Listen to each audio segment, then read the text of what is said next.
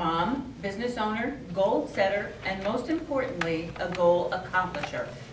Many of her goals, like becoming debt-free, meeting Elton John, becoming an author, and yes, even becoming a professional speaker, often seemed too big and too much to go after. What Melissa found was that she had the power all along to accomplish these things. She just had to find people to help her with a skill set she did not have and encourage her along the way.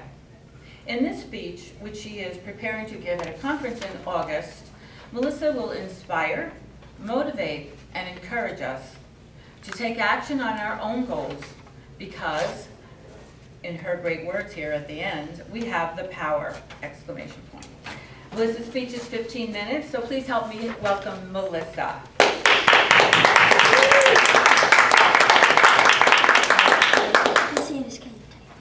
I'd just like to point out that I am always well heeled. Yes. Why not the money shoes? Or the silver ones? I didn't wear my money shoes today. What about the silver? Sorry. Got my trusty assistant here with me today. So. Good morning, fellow Toastmasters. Thank you, Patty, for that introduction. It's great to be here today on a beautiful Friday morning. I woke up to storms, but luckily they were on their way out during my drive to Wilmington this morning, which is always a good thing. So, you always have the power. That famous line at the end of The Wizard of Oz, when Dorothy is speaking with Glinda, the Good Witch, and they're sort of reminiscing about how Dorothy found her way home, which was her goal throughout the entire movie. So today, you have the power to do whatever it is that you want to do. Whether that be today, what do you want to accomplish before the end of the day today? What do you want to accomplish in a week? What do you want to accomplish in 6 months? 6 months, it'll be Christmas time. Have you thought about that? A year from now, it'll be June of 2019. Where are you going to be a year from now? One of the things that we've learned to do in our debt-free journey is to set those yearly goals, those 5-year goals, those 10-year goals. In 5 years, my boys will be 18 and 17. That's kind of weird to think about, right? But what we try to do is not have those things sneak up on us. So we think about all the things that we want to accomplish. I think about all the things that I've already accomplished, and as Patty said in my introduction, a lot of those things seemed unreachable, a lot of those goals. I can very distinctly, even now, remember sitting down at my desk and adding up all the debt we had, and it was over $43,000, and thinking to myself, how in the world are we going to get rid of this? Because it just seemed such a big, huge, daunting task to be able to do that. But what I found out was that I had the power to be able to get ourselves out of debt. I maybe didn't have the skill set, but I knew people who had the skill set where I could go learn. Google is your best friend when you are goal setting, right? But also in my case, we followed a plan. We followed Dave Ramsey's Financial Peace University that had been a proven system. Millions of people had already gone through it and been very successful. So the lesson I learned from that experience in particular is that it didn't matter what my goal was. There were always going to be people that had either already accomplished that goal or who were in the process of working on that goal, or have had decided the day before that they were working on that. There were always people one step ahead of me that I could learn from that experience. One thing that's very important that I learned is that you have to find the people, and the only way to find the people is to tell people what you're working on.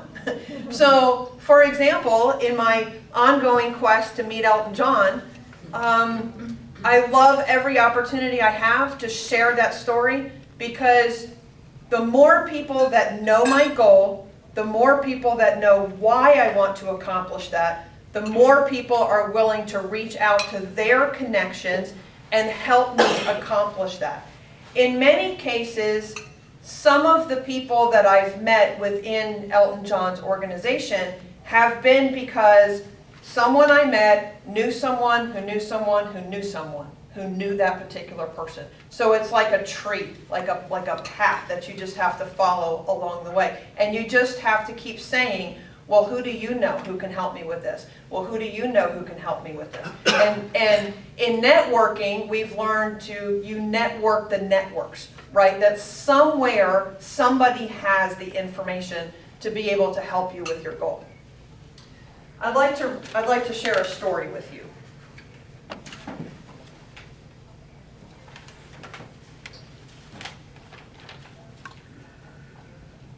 My 14th Elton John concert took place in Charlotte, North Carolina in March of 2007. My seat was on the floor, but several rows back from the stage on Elton's side. It doesn't matter how many concerts I go to, I still have the same level of excitement as I did with the very first one. Maybe I don't cry anymore when the opening notes begin, but I sure do get misty-eyed. I love everything about the concert experience, and I show it. I sing and dance and always have a great time. I've developed the consistent habit of bringing my license plate, an old one, not the current one on my car, to the concerts.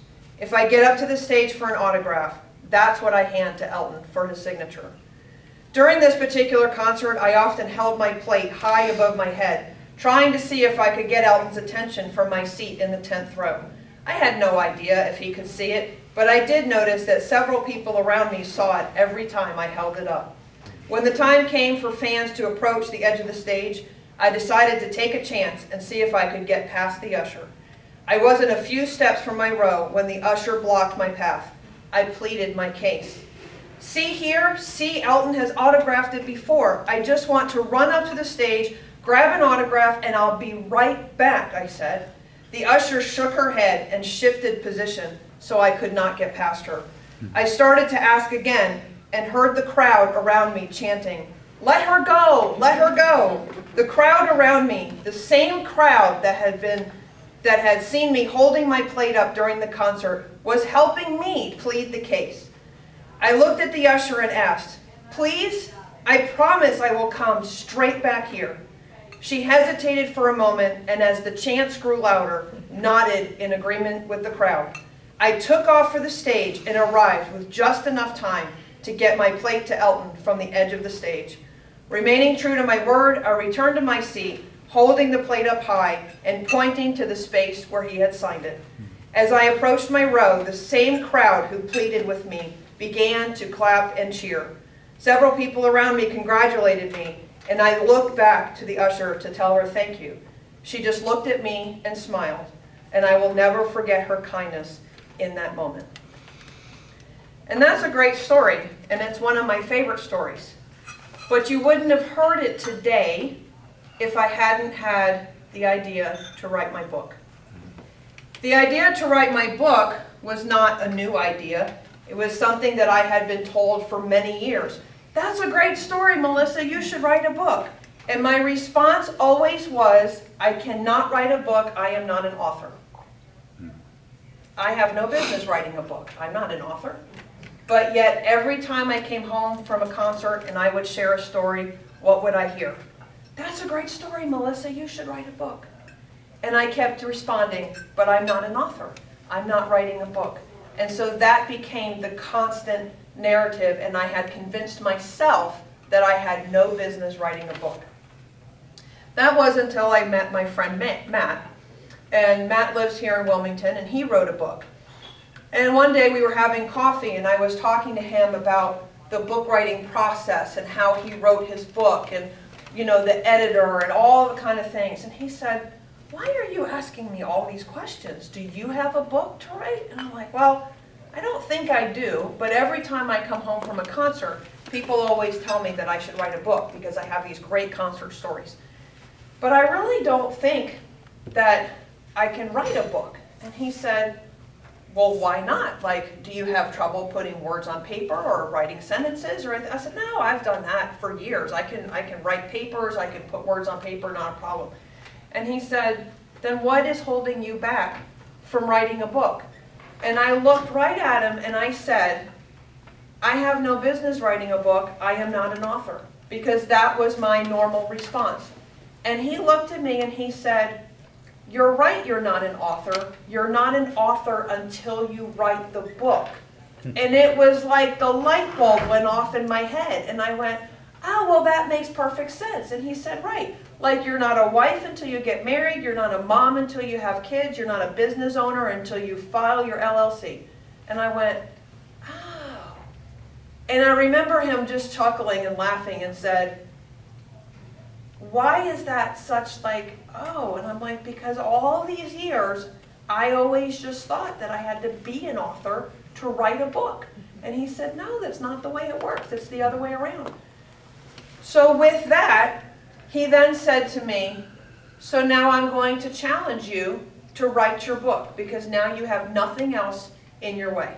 Okay, so I went home, kind of started putting some thoughts on paper, started Googling, how to write a book, talked with Matt some more about writing a book, started to go through this process. And in the process, I all of a sudden went, I'm pretty sure that my book needs to not be like 500 pages of a Word document just stapled and bounded together. Like, I want it to be like a book, like I pick up in Barnes & Nobles and to read and to hold. So I'm going to need a cover, and I'm going to need it formatted, and I'm going to need an editor, and I'm going to need a proofreader. And right then I went, okay, well, no, this is too big of a project for me to take on because I don't know how to edit, I don't know how to proofread, I don't know how to format, I don't know how to make a cover, I don't know how to do all these things.